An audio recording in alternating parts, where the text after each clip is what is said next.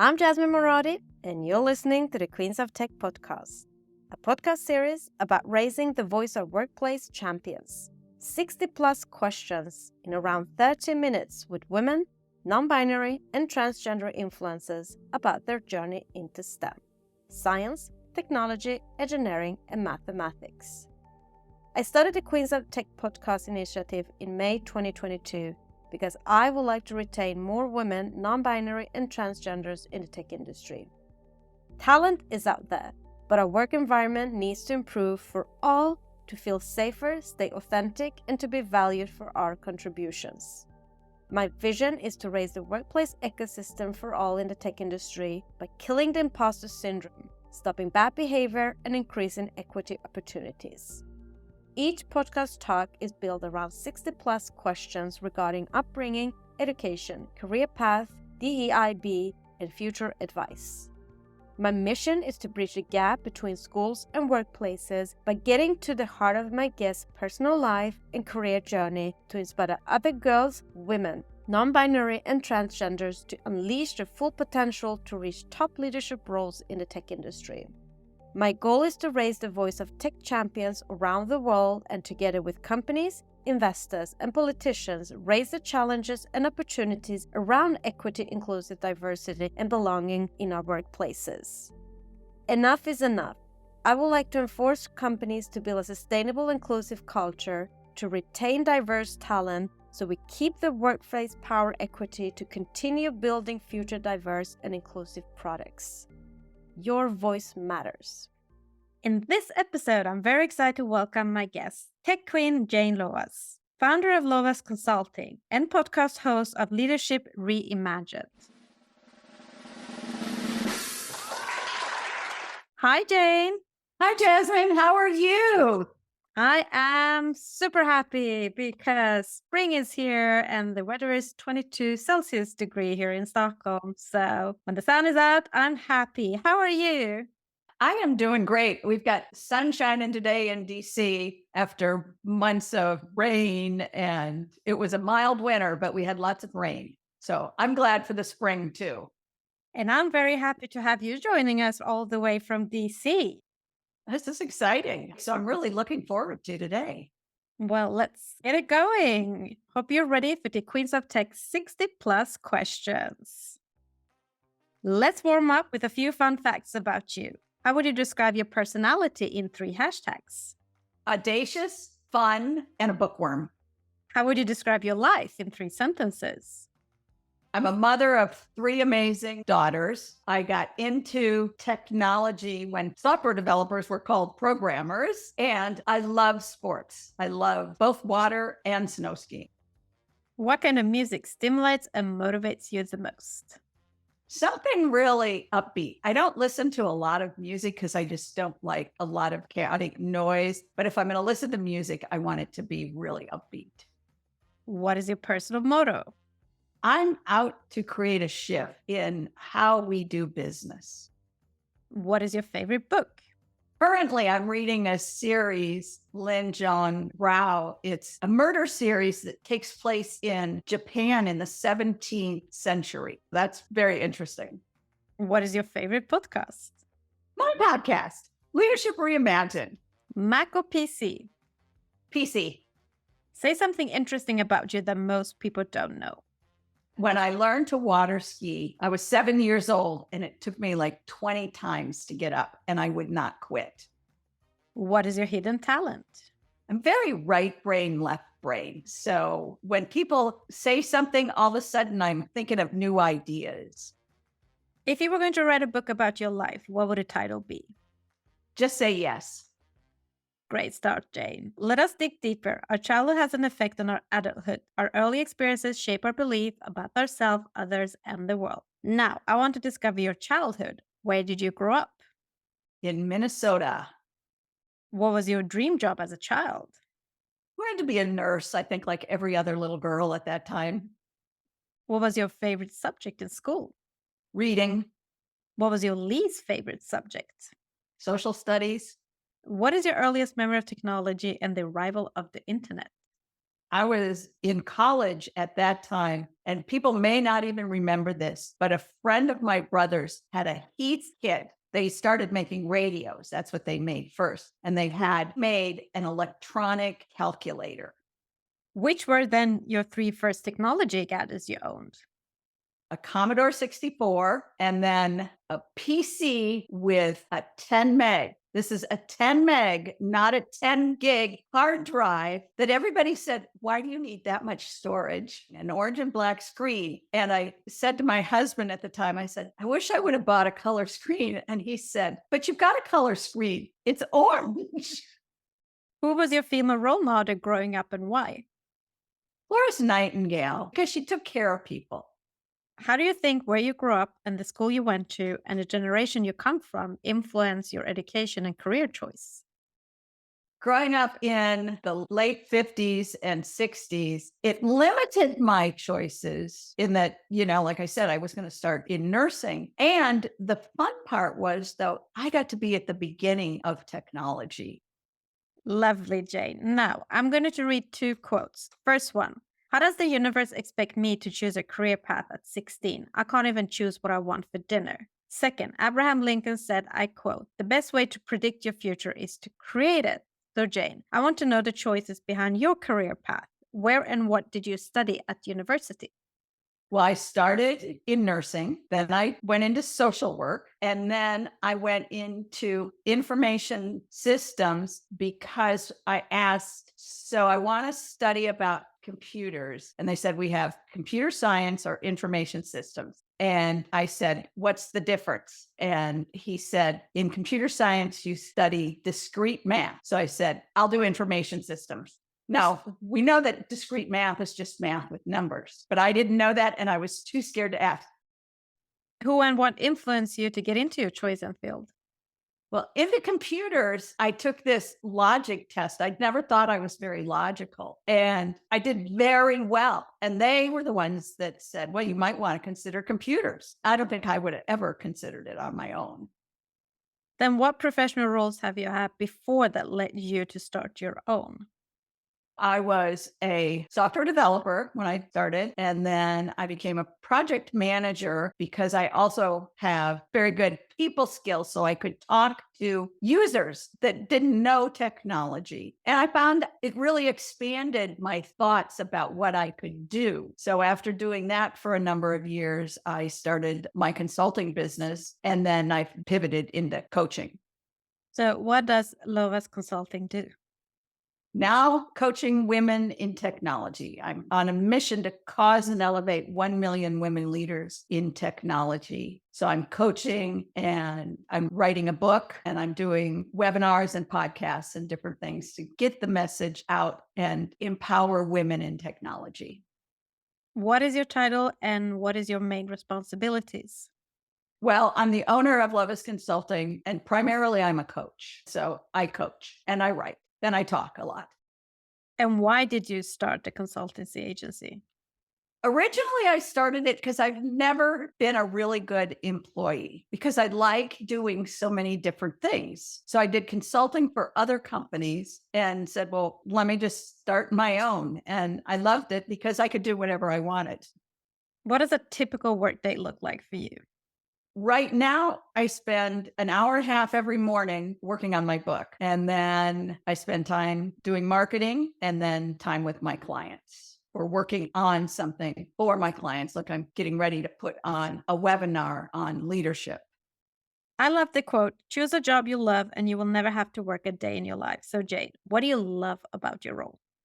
I absolutely love coaching and with people figuring out what it is that they want to create and how they're going to create it. So one of the things that I do is vision and mission mapping, creating something new. What is the best experience you've had in your role so far? Any examples?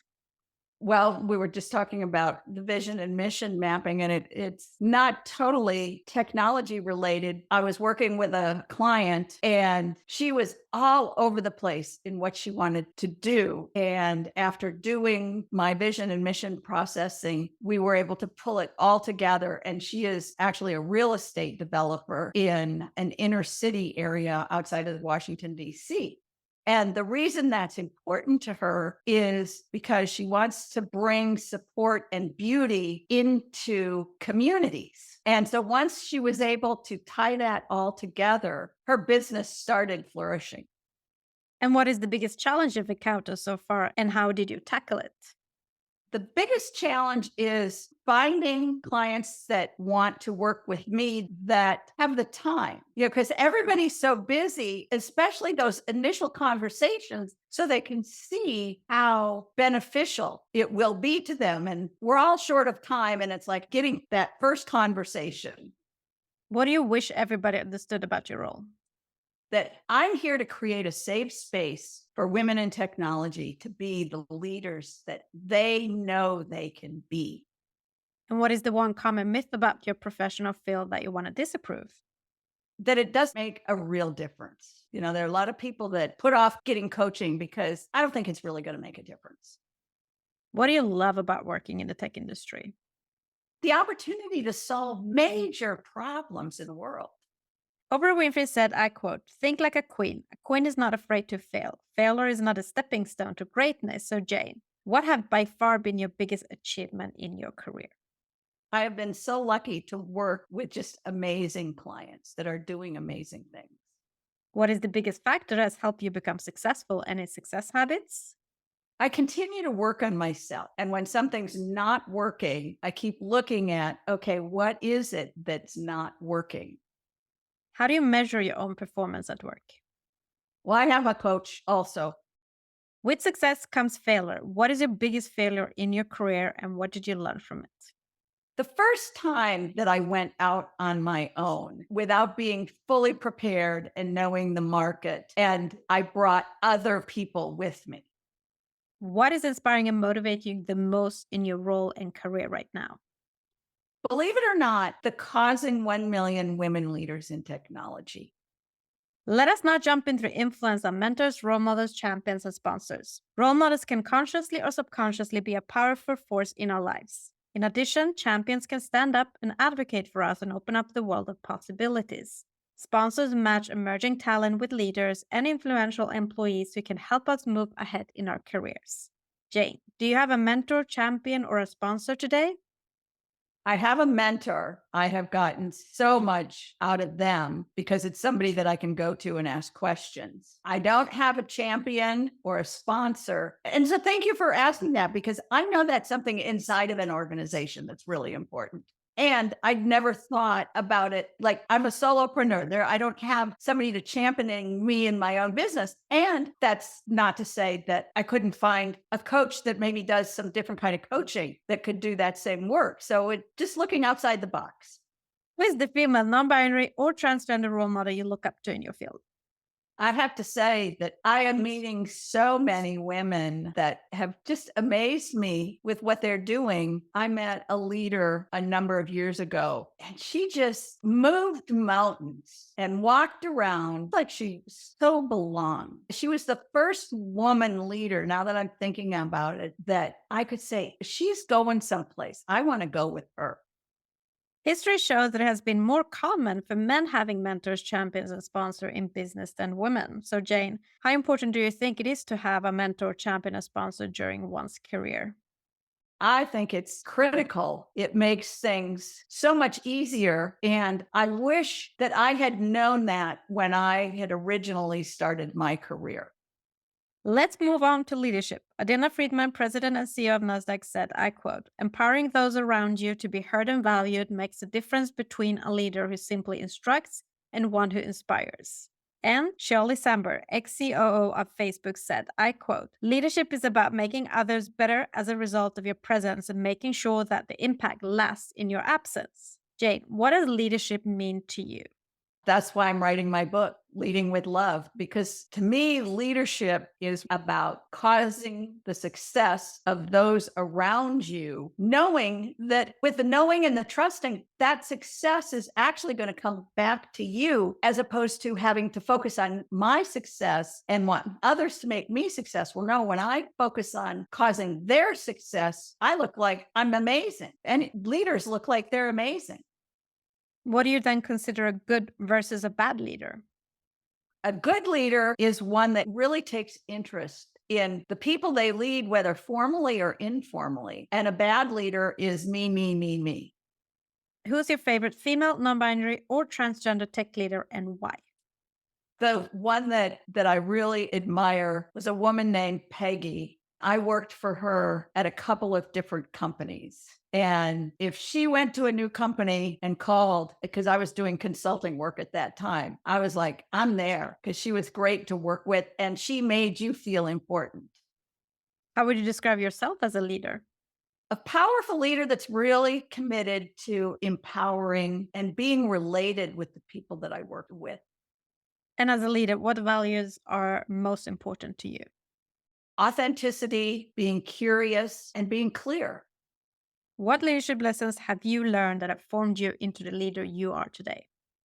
Was a boss. I can't even say that that person was a leader. It was one of my early jobs as a software developer. And when I went for my review, I was told there were some problems in some of the code you wrote. And I was very confused because nobody had ever told me that. And they said, I fixed them, so they were okay. And it was like, well, how was I ever going to learn? You know, this getting told months later when there's nothing you can do is like having the rug pulled out. And so I swore that I would never do that. What are your 3 strengths and 3 weaknesses? My strengths are my ability to see, to conceptualize and see things, to really enroll people into doing things. And I tend to be a bit of a lone wolf. So I'm often running, expecting everybody to come with me. And so my weaknesses are some of those same strengths, because I can get that big picture and see it. And then I go running. And I've really had to work on making sure that people were coming with me and that they really saw what we were out to create. I can get really focused on something and shut everyone out and not ask for help. So being present to that. Let us now jump into the hottest topic in business today, workplace culture, unlocking the power of diversity, equity, inclusion, and belonging. Jane, what does DEIB mean to you personally? It's being able to have conversations and include people that don't necessarily look like me to work with, because we've all got such different experiences. I'm co-author in a book that was 4 women, all with very, very different backgrounds, ethnicity. And I mean, that was before anybody was even talking about it. And we've been friends for years. Why would I want to have conversations with myself? But if I'm going to have a conversation, I don't want it to be, yeah, let's do this. And everybody's on the same page and we're going to create something that looks exactly like all of us. I want all of our parts and all of the diversity of thought and experiences to be brought into it. What do you consider being 3 to 5 signs of good company culture if you were to join a company? There definitely has to be diversity in that organization, because that's a reflection of whatever they say about their culture. And that definitely means diversity at senior level, because I'll see it at the entry level and junior level. But as you get up into senior level, it gets more and more similar. So diversity is very important, but also authenticity, where what leadership says maps to what they do. As a woman, what has been the most significant barrier in your career and how have you overcome these challenges? 2 barriers that I've had, but they haven't been just in industry, they've impacted, was my husband was active duty in the military. So we moved fairly often, which was great for technology at the time because I could get a job any place. I never looked at what did I want for a career? How did I want my career as in technology? So I would just go and get the same job someplace else. And I see other women doing similar things. That to me was one of the biggest challenges. And then when I started my business, I just jumped in and I didn't get as clear as I could have with doing the upfront. Who do I want to work with? What am I going to focus on? I have all these interests. So it's like, well, I can do all of this stuff. Well, you can't. It's really hard to market all of this stuff. And I see other consultants, coaches trying to do that same thing. Well, I can do everything. Why do you think it's important for more women, non-binary and transgenders to join the tech industry today? Because we have so many problems in the world that tech is going to be a major portion of the solution. And we need all those viewpoints. Do you and how do you speak with your colleagues about DIB challenges, for example, salary gaps and promotions? Because I don't have colleagues, I talk with others in the space and friends about that. And that's part of, why I'm also writing this book. Not that I'm discussing DE&I, it's that when leaders are really committed to their teams, they're going to make sure that those things happen. There are many public and internal discussion about the barriers women, non-binary, and transgenders face from reaching high position in the tech industry. How do you feel it has affected and is affecting you? And what is your advice on how to best unblock these roadblocks? Well, I see that it impacted me in that there were a couple different jobs where I had been and opportunities came up and the company was not open to an opportunity. So what I'm committed to is supporting women. And I didn't advocate for myself. Now looking back is I didn't know about having a mentor, a sponsor, champion, or anything. So part of the coaching that I do is for women leaders to create their group we call stakeholders that are then interested, and it's more than sponsors and champions, it's direct reports. And those people then become interested in their leader's success. And I think that is one thing that's critical because then it gives you the space. And so with having a coach like myself, you actually start dealing with those conversations. Today, tech companies spend a lot of marketing money to attract women, non-binary, and transgenders. However, at the same time, they're finding it hard to retain them. Articles show that women are leaving the tech industry. Jane, what is your best advice on strategies for how companies can work to build a stronger corporate culture that engages gender diversity and equity? There's sort of two tracks of challenges that I see for anyone in this group. One are women who are mothers. Society does not, especially here in the US, truly support working mothers. School gets done at 3:00. Most jobs do not get done at 3:00, especially in an area like Washington, D.C. Daycare doesn't even always cover because if you get stuck in traffic, you get stuck at work 20 minutes later. So there are structural things that we have. We've got cultural things, as we saw during the pandemic, that women still provide primary child and home care. So women are going home to a second job. Then, while women start in technology at entry and mid levels at about 50%, as they go up, they're not mentored the same way. And unfortunately, women don't oftentimes come in knowing that they're going to have to ask for this. And then we need men to support. And it's not about, I also hear the story about the male that was fired so that a woman could take that position.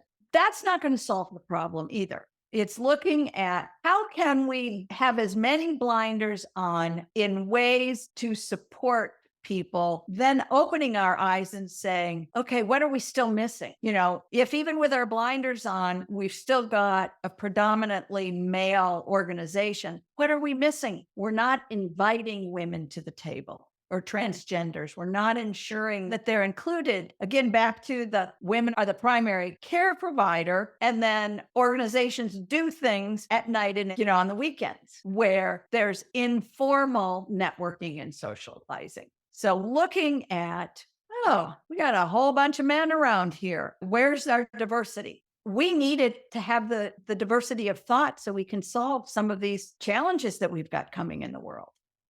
What would you then say are the few challenges of implementing DIB culture in a workplace today?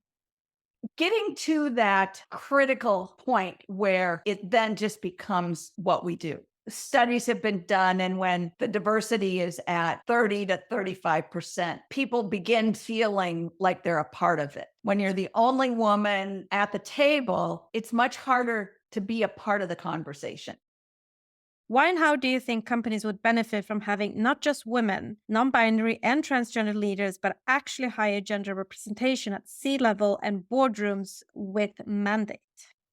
I really resist mandates because it's like pushing against something then. And sometimes you almost have to do that to get things over the edge. And statistically, we see studies that when we've got diversity at over 30% in the boardroom at C suite level, companies do better, financially do better. So if we know this, why do we not do this? That's when I think there's some level of mandates so that we can get up there so that it can become normal. How much do you think the tech industry has changed regarding this subject since you joined? Significantly, especially at the lower and mid level, just the number of women going into technology. And women can't be held responsible for all of it. I think there's more that women can do to advocate for themselves and for each other. Looking back on your career, what one thing would you have changed in your working environment to break the bias? I would have joined some type of mentoring women's group. I think that's actually something I'm getting ready to start for women leaders is a safe space where they can come there and share their trials and tribulations and their triumphs. Looking forward, what will you do as a leader to improve the bias of the next generation of women, non binary, and transgenders in tech beyond your book, coaching, and your amazing podcast? Well, they're really kind of conversation groups, is what I'm going to call them, so that we can have these discussions in a safe place. Let us move on to another hot topic in business today, which is work life balance and mental health. Jane, you have without a doubt a busy lifestyle. How do you take care of yourself to maintain good mental health? I walk every day and I'm in a program that supports looking at, okay, am I taking care of the parts of my life? And I've got a very active spiritual practice. And I try and ski and do some physical activity more than just the walking. So making sure that I'm looking at all those areas and I read. Have you ever experienced burnout? Not really, but I think it's partly because I have enough, even with my clients and when I was consulting and things, I had enough variety and breaks between, and clients were different enough. So it didn't go there. And I've seen people that have. What is your advice on how companies can create a more mentally healthy workplace in the new now? One thing is you cannot be penalized for taking your vacation. It should just be mandatory, but there should be no underground of if you're off for those 2 weeks that you're going to miss something and come back and have lost an opportunity. Because that's what keeps people from really taking the time away that they need. The fear that they're going to miss out on something because they've seen it happen to somebody or heard it happen to somebody. What motivates you every day to get out of bed? What am I going to create today? Now, let us wrap up with a few words of wisdom and a piece of advice for our listeners. Jane, what is the best piece of advice you've been given that has helped you during setbacks in your role and career? It's not personal. And then, what is the worst advice you've ever been given and how did you tackle that? It's not personal. Is there something you wish you would have known or a skill you wish you had when starting out in the tech industry? I wish I had known to advocate for myself. If you had the ability to go back in time to when you were just at the beginning of your career, what advice would you give to your younger self? Time goes really fast. What advice would you give to young girls, women, non binary, and transgenders who want and trying to break into STEM fields today, especially wanting to become next generation leaders? Have some really deep conversations where you don't know any of the answers. Just talk about what it is that you love to do, what you want to do. Because once you start getting that all out, then doors begin to open. And then start looking in those doors and seeing what's possible.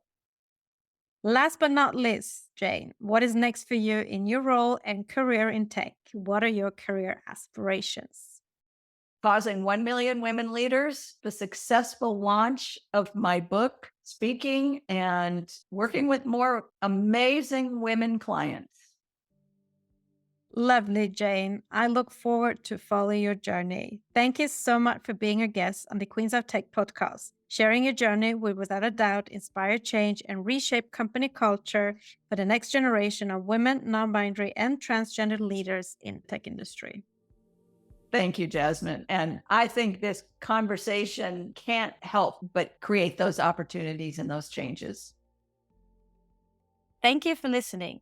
If you have worked in the tech industry a minimum 3 years and would like to share your journey, please nominate yourself or somebody you know to I@jasminemoradi.com.